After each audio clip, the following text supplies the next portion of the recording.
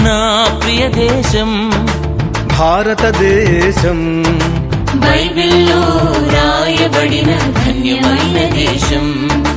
నా ప్రియ దేశం భారతదేశం, బైబిల్లో రాయబడిన ధన్యమైన దేశం.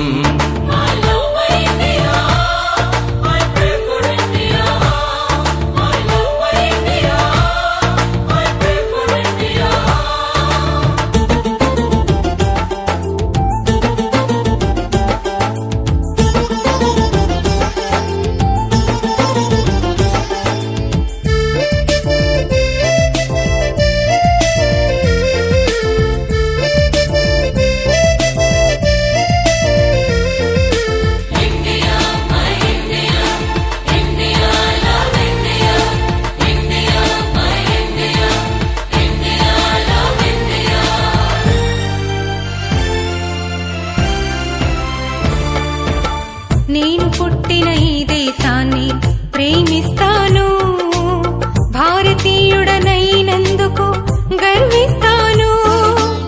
నేను పుట్టిన ఈ దేశాన్ని ప్రేమిస్తాను, భారతీయుడనైనందుకు గర్విస్తాను. సంతోష సౌభాగ్యం సమృద్ధి సంక్షేమం దేశంలో ఉండాలని ప్రార్థిస్తాను. సంతోష సౌభాగ్యం సమృద్ధి సంక్షేమం దేశంలో ఉండాలని ప్రార్థిస్తాను.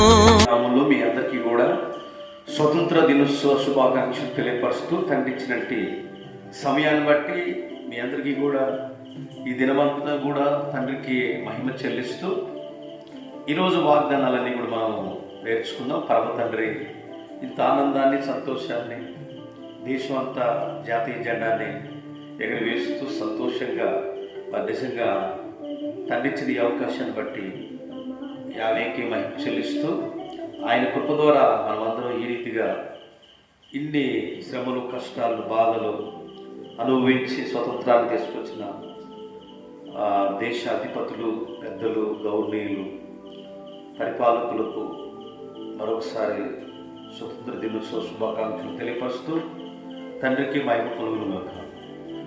బైబిల్లో కూడా కొన్ని విషయాలు తెలియపరచబడ్డవి. ఏంటి బైబిల్లో తెలియపరచబడి అంటే చాలా విలువైన వాక్యాలు బైబిల్లో మేము చూస్తూ ఉన్నాం. కారణం ఏంటంటే 2 కొరింథీ పత్రిక 3వ అధ్యాయం 17వ వచనంలో ఒక చక్కటి మాట ఉంటుంది బైబిల్లో. తండ్రి యొక్క సృష్టికర్త ఆత్మ ఎక్కడుంటుందో అక్కడ స్వతంత్రం ఉన్నదని లేఖనాల్లో తెలియపరుస్తుంది. తండ్రికి మహిమ కలుగునుగాక. గలతీ పత్రిక 5వ అధ్యాయం 1వ వచనంలో ఈ స్వతంత్రం మనకు అనుగ్రహించబడి మెస్సయ్య వలన మనకి స్వతంత్రులుగా చేసి ఉన్నాడు, కాబట్టి మనం స్థిరముగా నిలిచి మరలా దాస్యం అనే కాడి కిందకు మనం వెళ్ళొద్దు అని బైబిల్ తెలియపరుస్తూ ఉంది. ఇతరులందరూ కూడా తండ్రి సన్నిధిలో స్వతంత్రాన్ని తీసుకొని వచ్చి త్యాగశీలు ఎంతోమంది దేశ మహానీయులు, పితామహులు ఎంతోమంది ఉన్నారు. అయినప్పటికీ కూడా తండ్రి యొక్క సన్నిధిలో యోహాను సువార్త 8వ అధ్యాయం 36వ వచనంలో కుమారుడు మిమ్మల్ని స్వతంత్రులుగా చేసిన యెడల మీరు నిజంగా స్వతంత్రులై ఉండును అని ఈ వాక్యం తెలియపరుస్తుంది. కనుక మనం అందరం కూడా సహోదరుల భావంతో అనేకులను ప్రేమించే వ్యక్తులుగా మన రక్షకుడు యాశ్వమసీయ ఆత్మను మనకి ఇచ్చిపోయారు.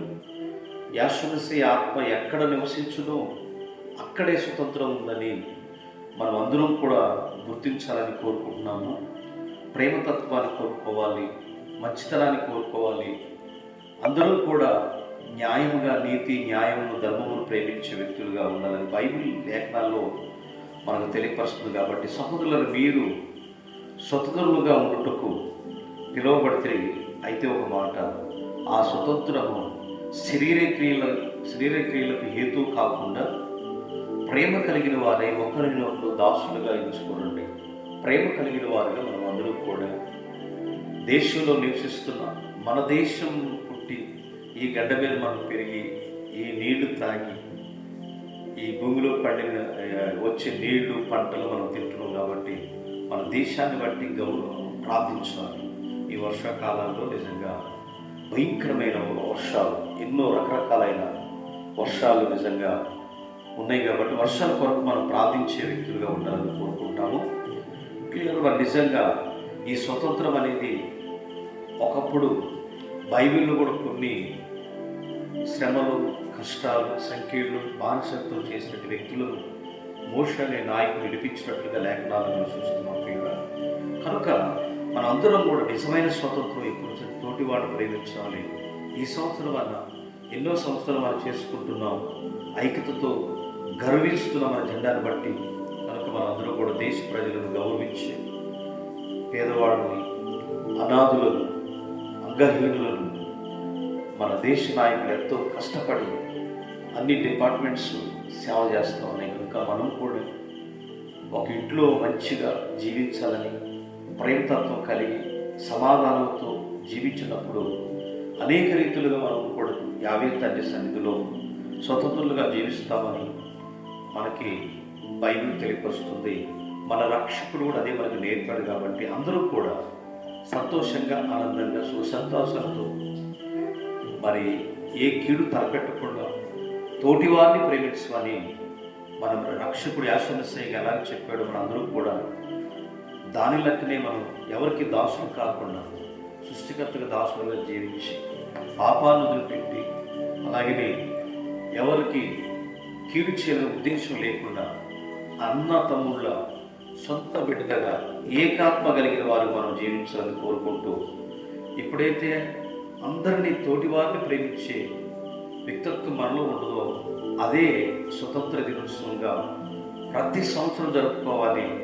నా తోటి వారు, నా దేశ ప్రజలు, నా పిల్లలు, మా వాళ్ళు అని నిజంగా ఏ కులము లేకుండా, ఏ మతము లేకుండా అందరూ ఐక్యతగా జీవించాలని బైబిల్ గ్రంథంలో అందరినీ ప్రేమించాలని మన ప్రభువు చెప్పాడు. కాబట్టి అట్టి కృపా ధన్యత ఈ దినమంతా, ఈ సంవత్సరం అంతా మన దేశాన్ని గౌరవిస్తూ, దేశ ప్రజలను గౌరవిస్తూ, దేశాన్ని, గ్రంథాన్ని గౌరవిస్తూ అందరూ కూడా సంతోషంగా, సుఖ సంతోషాలతో ఈ దిన దీవెలతో పరమతల్లి మనందరినీ ఆశీర్వదించుకున్నాడు. మీ అందరికీ కూడా మరొకసారి స్వతంత్ర దినోత్సవ శుభాలు తెలియపరుస్తూ ఈ కార్యక్రమాన్ని ఇంతవరకు వీక్షించిన మీ అందరికీ ప్రేమపూర్వకమైన శుభాలు తెలియపరుస్తున్నాము.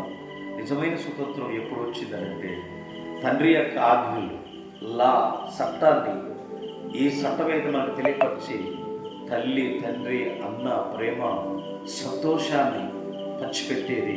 అలాగనే వీరు న్యాయంగా బ్రతకమని చెప్పినట్టే ప్రభుత్వాలు, రాజ్యాంగాలను గౌరవించి, అధికారులు గౌరవించి, నీతులను ప్రేమించి పరమతండ్రిని కనపరిచే వ్యక్తులుగా మనం ఉండి అట్టి కృపలో బలమైన వ్యక్తులుగా మరి ఈ వర్షాకాలంలో మన దేశం కొరకు ప్రతి సేవకులు ప్రార్థన చేస్తున్నారు. కాబట్టి మేము కూడా ప్రార్థన చేస్తున్నాం. కాబట్టి అటు ధన్యత మనందరి జీవితాల్లో మంచి ఎదుగుతో, మంచి పాడి పంటలతో పచ్చగా మన దేశం అంతా సంతోషకరంగా ప్రజలందరూ ఆరోగ్యంగా ఉండునుగాక మీ అందరి కొరకు ప్రార్థన చేస్తున్నాము. పరిశుద్ధుడా, ప్రేమ కలిగిన తండ్రి, మహాగరుడమైన తండ్రి, నీ శ్రేష్టమైన ఘనమైన నామానికి స్తోత్రాలు చెల్లిస్తున్నాం తండ్రి. మా దేశాన్ని, దేశ ప్రజలను, నాయకులను, ప్రభుత్వాలు దీవించండి అయ్యా. మంచి పరిపాలన అందించండి అయ్యా. ఈ వర్షంలో తండ్రి రకరకాలైన వరదల ద్వారా పోయిన సంవత్సరం తండ్రి ఎన్నో కుటుంబాలు తండ్రి అయ్యా వారి ఆస్తిపాస్తులు తండ్రి వాహనాలు నష్టం కలిగి గృహాలు పట్టుకొని పోయినప్పటికీ అయ్యా ఇదిగో తండ్రి ప్రభుత్వాల ద్వారా సహాయం అందించాలి. కొంతమంది ప్రాణాలు కోల్పోయారయ్యా. ఈ సంవత్సరం తండ్రి వర్షాలు, వరదలు ఉప్పొంగకుండా ప్రభావం, ప్రాణ నష్టం జరగకుండా తండ్రి అయ్యా వర్షాలు ఆపేసి తగినంత వర్షం తండ్రి మీరు కురిపించి దీవించమని, మేలుతో నింపండి మా దేశాన్ని ఆశీర్వదించమని, పరిపాలకులను ప్రజలు దీవించమని అయినా నేను నమ్ముకున్న పిల్లలను దీవించండి. నీ ఆజ్ఞానుసారంగా జీవిస్తున్న భక్తులు దీవించమని, మేలుతో నింపి ప్రేమ కలిగిన స్వతంత్రం కలిగి జీవించే కృప దయించమని, ప్రభు ఆత్మ ఎక్కడ నివసించునో అక్కడే స్వతంత్రం ఉందని చెప్పారు కనుక నాయన మీరు చూపిన ప్రేమను అందరూ పంచుకొని అయ్యా నీ యొక్క తండ్రి అడుగుజాడలు నడిచినట్లుగా ప్రేమ అనురాగాలతో సంతోషించినట్లుగా సహాయించామని అతి త్వరలో రాబోయే నజరేయుడు యాశ్వాస గారి నామం ద్వారా అడిగి వేడుకుంటున్నాం తండ్రి. ఆమేన్. మీ అందరికీ నా ప్రేమపూర్వకమైన శుభాకాంక్షలు. తండ్రి మనందరినీ ఆశీర్వదించుకున్నాడు. షలోమ్.